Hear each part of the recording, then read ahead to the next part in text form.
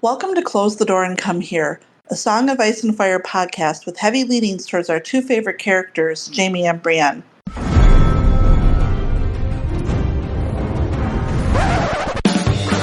was a bear, all black and brown and covered in hair. From there to here, from here to there, the bear, the maiden fair. Hey everyone, I'm Guile, and you can find me at Guile and Subterfuge on Blue Sky, and today I'm joined by Clotho. Hi, I'm Clotho, and you can find me at Clotho Spindle, Blue Sky Social. And Devin. Hey, this is Devin. You can find me at GD Harpo on Blue Sky.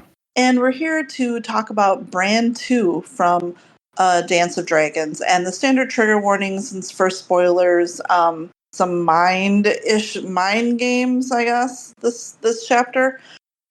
So the chapter starts with, it's, our group that's north of the wall. So we've got Summer, Bran, Cold Hands, Mira, and Jojen. And they're talking about how cold it is and like it feels very worrisome, like something's there. But essentially what we find out is that they have to go up this hill to get to the cave where their final destination, if you will. And they're pretty weakened at this point. Like Jojen really can't walk at all, so Mira has to. Mira's carrying him. They lost the elk. The elk passed like about a week ago, and Bran felt really guilty eating it, but eventually we find he admits that he ate it, and then he ate it again as Summer. Hodor's there too. I didn't mention Hodor. Sorry, very important. So they had their last elk steak, like I think it lasted like 7 days. So they're pretty tired. They're feeling uncomfortable about the situation, but they basically have to go up this hill. Otherwise it's like 3 leagues around, and they know that Jojen can't make it. Like it might as well be 1,000. So they start up, and sure enough, they're attacked by whites. And basically, Cold Hands is with Hodor and Bran. Bran is in, Bran's in his basket. And then down at the start are Mira and Jojen. And it's, you can kind of get the sense of Cold Hands kind of prioritizing Bran in this, and Summer prioritizing Bran because the goal is to get him there.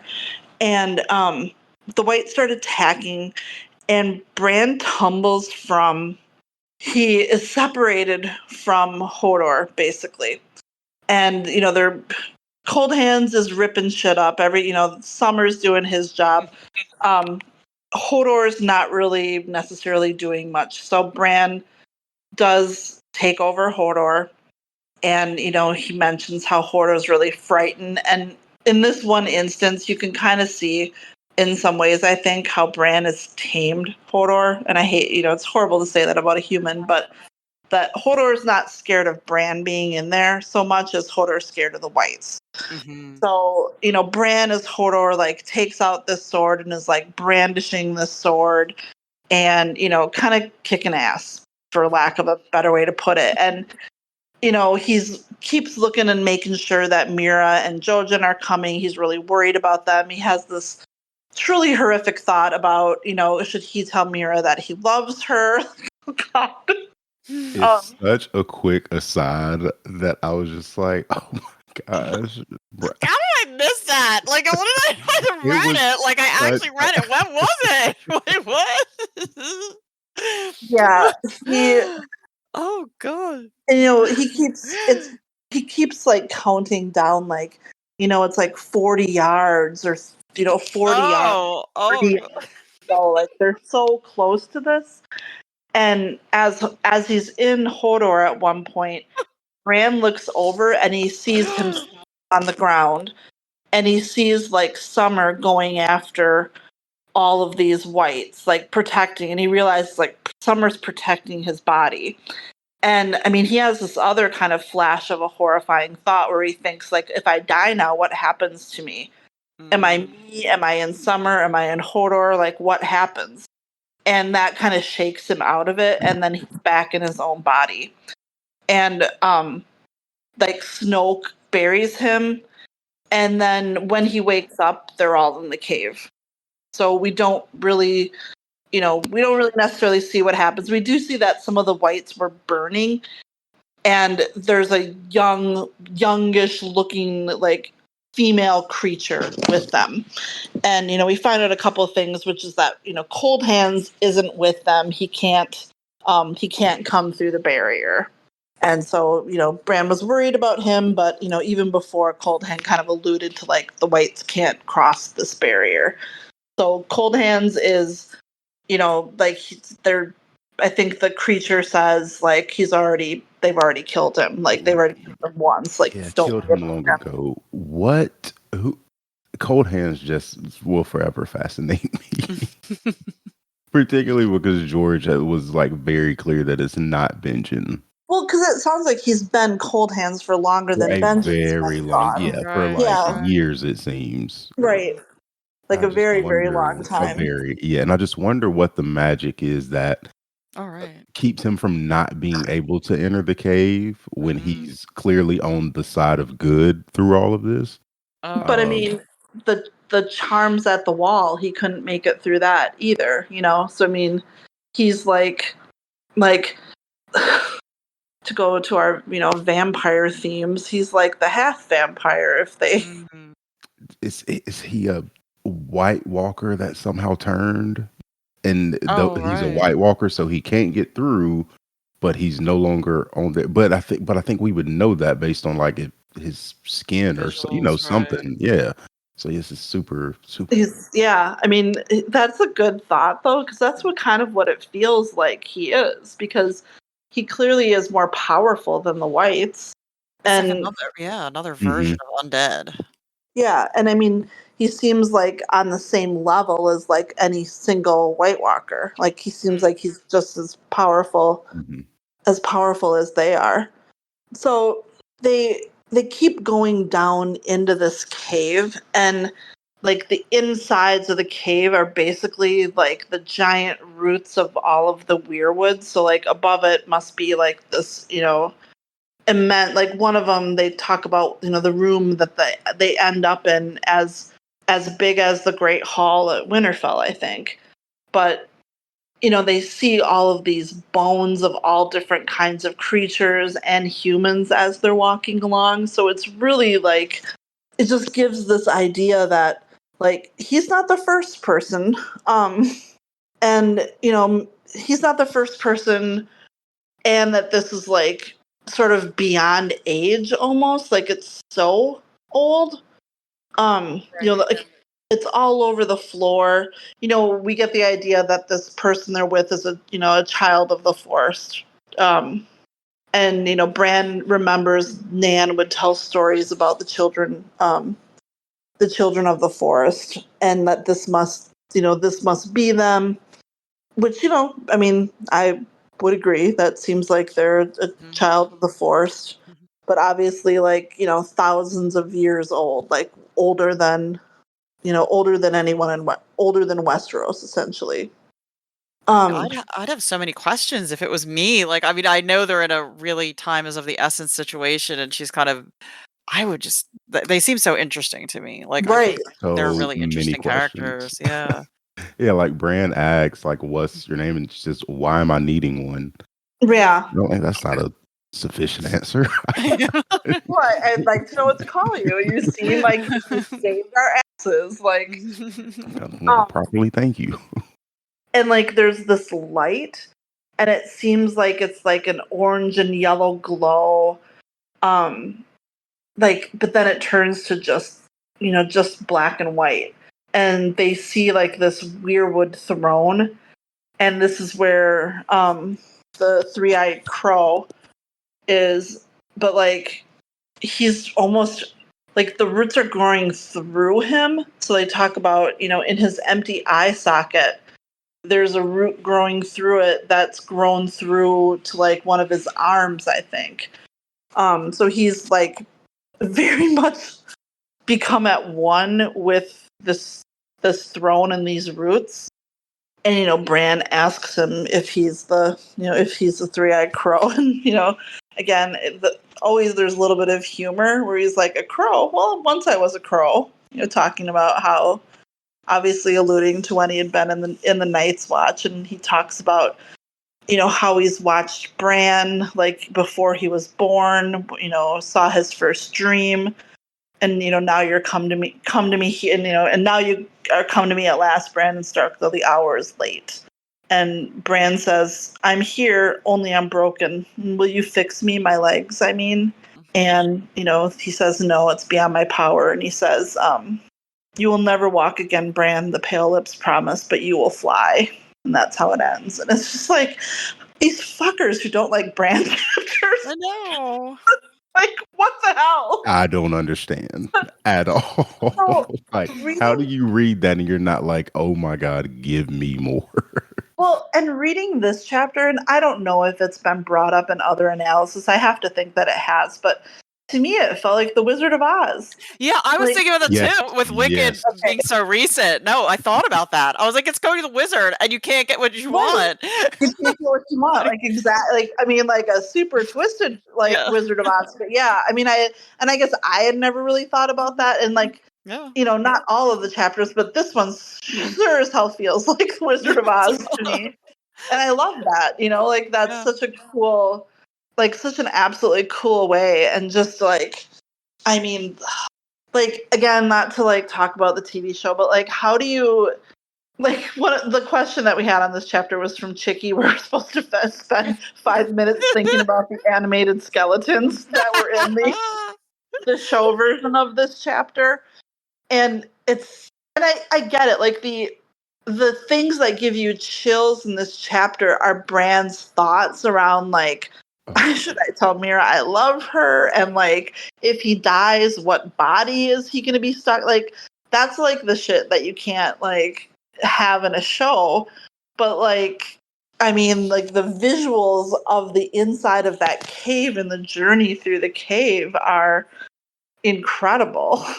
Yeah. This is probably one of my favorite Bran chapters, and this is just because the magic of it all, and just how fantastical it gets. Like I've seen several of incredible illustrations of like what he looks like in this tree.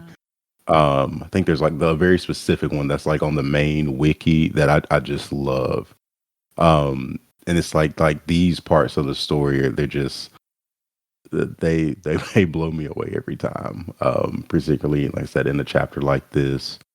When you really get into like the depths of the magic, and even though we're getting there, I'm just scratching the surface at this point. And just, I mean, like there's that bit of humor in Bloodraven still, like a crow. I love Bloodraven. It'd be my favorite Targaryen. I mean, just yeah. And just like that little bit of, like, he's not, I mean, I hate to say this, he's not that old, right? He's like 200 years oldish, little maybe 250, right? Yeah, like it sounded like the person who doesn't have a name that she said she was a couple hundred, right? It sounded like. Yeah. So I mean, he's not that old. Right. He's not that, yeah, in their world, he's not that old. And they're, for all of the physicality of him becoming the tree, like he still seems to have like a personality, which is kind of interesting. And like, just like kind of wild. Like think about like your Bloodraven and you're seeing everything, and then there's this kid. Like this kid freaking made it, with this particular like weird ass ragtag group actually made it. Like holy crap. Again, like Mira Reed cannot be overrated as like God.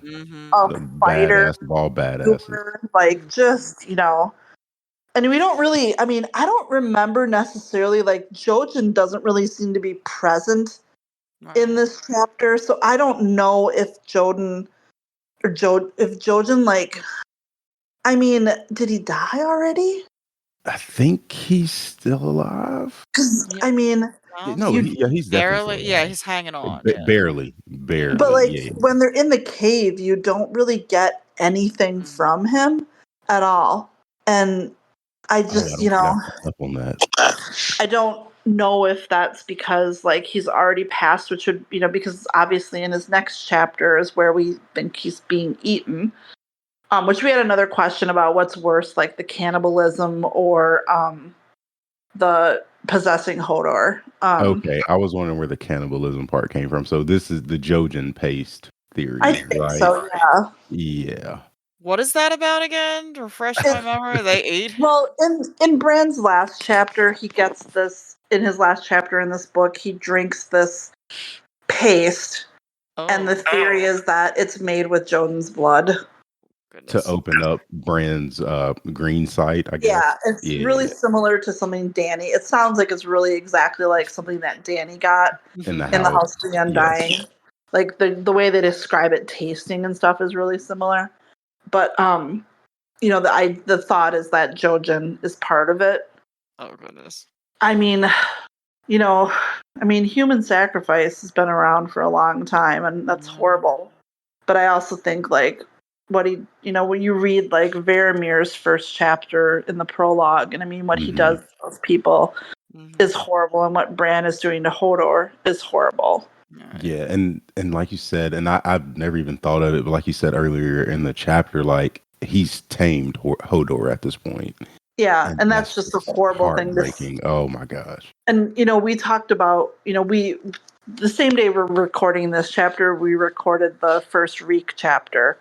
And so like thinking about like a person being broken or tamed, Reek / Theon is actually not. Hodor really is. And like if we think about everything that Reek and Theon went through and didn't get to that point, but Hodor is at that point. And I know that like their strength, I know their mental capacities and everything are different, but still it's like, well, shit, is like the torture of this, the mental torture of having someone inside you like that so horrible that it breaks you more than physical torture. Like, yeah, that's a good point. And I mean, that I don't hate Bran, but boy, just saying that aloud kind of makes me hate Bran. I mean, I know he doesn't, he's a child, but yeah, and then it's the other side of it of that each I won't say each time he does it because I can't remember every time he does it, but it's usually to save them in one way or another. Yeah, so, like, he's not doing it for shit. Justify, like he's not doing it just to be, just to feel like he can walk. Like he can walk. Yeah. Oh God, that'd be awful. Yeah. Oh yeah, that would be. And you don't get a sense from like Summer that Summer has any particular issue with Bran being there, really. And I feel like with the animals, particularly with the Starks direwolves, I feel like they're meant for that in a way. Like it's like this, like that's their purpose. Yeah. But yeah, when you're doing it with a human, it's just like you said in that Varamir chapter, the way that's described. The way they're fighting and awful. Yeah, so I mean, if that's what Hodor has experienced, and I mean, but to think even put up as much of a fight as he might have, but to think of a person being tamed in that context is really, it's pretty hard, and that's like the.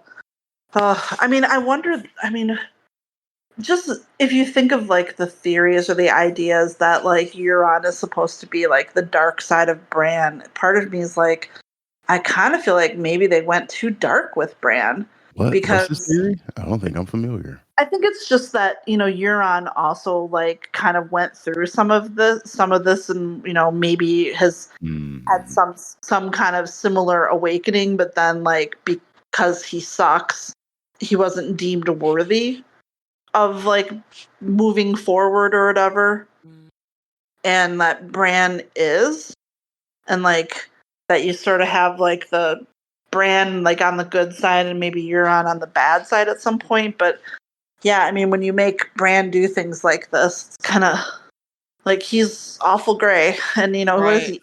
He's 8. Jeez. Oh God, that's it's so little. And is he going to end up in the street? That's what I always thought. I know. I know the show does something completely different.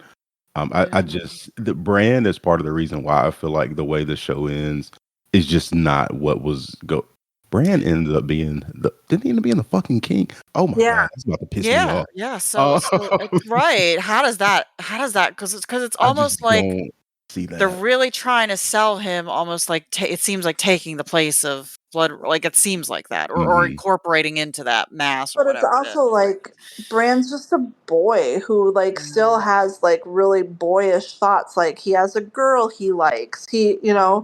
And to think of him having to spend hundreds of years like becoming one with a tree, and that's his life. Like Yeah, that and to really, what end? Like right? At this point, to what after end? this is Yeah, like after whatever this final confrontation with the walkers is and the other, I'm just in this tree, or this is now just supposed to be my role. That's what I'm doing now. right. And like how awful, Ugh. like what especially for someone that we meet as like this kind of mischievous, like fun-loving boy, and like beyond like the paralysis, but just like the not being able to have a life, to be confined to that is, you can have all, obviously all the knowledge in the world, past and present, but my god, at what price? Like, At what price? Like, what good does that do me? And when I think of everybody, particularly the Starks, coming together at some point, he doesn't get to be part of that. They don't know, or if he is in this tree, is he able to communicate with them somehow? Like what? right. Just so many questions that it raises. And was that the reason that he had to fall, is because like if he could walk, that he would never make a choice to do this? So To like, do it. Mm-hmm. so if he's disabled, then is he more likely to make this sacrifice? Like that's awful too. Like as much as I Right. really like this chapter, like the more you dig into it, it's like this is It, kind of it awful. raises so many Yes, questions it that just is. and there's no good outcomes. And like that's the human side. I guess like maybe on the magical side of it, we can just appreciate it for being like kind of Yeah, and it's cool. like, is that necessary for the world to continue? Would Bran's sacrifice of if he does end up in the Yeah. tree, is that necessary? Well, and then we can tie that into like Davos's argument. Like if that's necessary, is that okay? Is that okay? Right. Yeah. Like Yeah. are we okay with Yeah. that? Yeah. Like after because well, like how did Bloodraven end up there? Like what called Oh to my Mhm. him god, to go up there? I spent so much time years ago thinking about that Like Yeah, is I question. would this love like to Like, how did he get? I think it was have that after. story. Yeah, like after I initially read Dunk and Egg, and when he shows up in that last yeah. novella, and like knowing where he ends up, like where we see him now, like how, like what? Like was he What was obviously his he has the journey? he had that power before he went there, so was there someone else there before him, and like basically cold hands is kind of used as the conduit, the between the cave and like the living people, like to help get them there, because with Mhm. Bloodraven, at least you assume like he was probably ranging north of the wall. He was, I'm sure he would have been a ranger probably. Although, really, wouldn't you put him like as your like messenger guy? But he's probably north of the wall, and yeah, how did he end up there? And why? Like just to wait for. I mean, I guess like if there's all these Targaryen prophecies, like basically he was there just to like wait for Bran or whoever it was. That's Yeah, crazy. and then I like who's communicating with Cold Hands and how to send Like, is it the children? I mean, or they the- seem to know his yeah, history a little bit. Like, and it's just like not to harp on George, but there's so much here yeah, that we could be learning about. yeah. But I also feel like this conversation would cause him to write that backstory for Bloodraven. Not the forward story, the But the backstory. backstory, yeah. Yeah. I mean, yeah. And like this, the brand chapters, like that's the thing when we talk about our frustrations with George and everything. It's just like these brand chapters are also really well written. So I know that there's a lot of bloat in Dance, and there's bloat with with what we've seen from the Winds of Winter, but like the quality of this is just like, chef's kiss. Like, oh gosh, it's so good. And particularly when Bran only has 3 chapters in this book, and you look at some of the other chapters we'll get to where we do get to some of the redundancy and, like you said, the bloat, and it's like, it didn't have to be this way. Right. These 3 perfect little chapters of, just, yes, that were, well, anyone have anything else on this one? I was just saying, I was explaining to my wife the other day when I was preparing like what feast and dance are, because she's only seen the show, and she speed watched the show, so she really doesn't even like, it didn't even really register her. It was one of those things where she was like, well, everybody was watching it, so let me just like catch up. But I was explaining to her what feast and dance are, like how it's one book split into 2 books because there's so much. And she was just looking at me like, what are you talking about? Why would he do that? And I was like, exactly. Right. It just got way too big for him. And but there's still these small moments where you're just like, this is great. This is why we're here. Yeah, exactly. Yeah. Well, with that, if you would like to comment on any of our chapter episodes, you can find us at closethedoorand@gmail.com. You can comment on the Jaime and Brienne Discord. Not Discord, sorry, subreddit. Find us on Blue Sky at Close the Door, on our on Tumblr at Close the Door and Come Here. Like and subscribe where you listen to your podcasts. And with that, I am closing the door. Get out.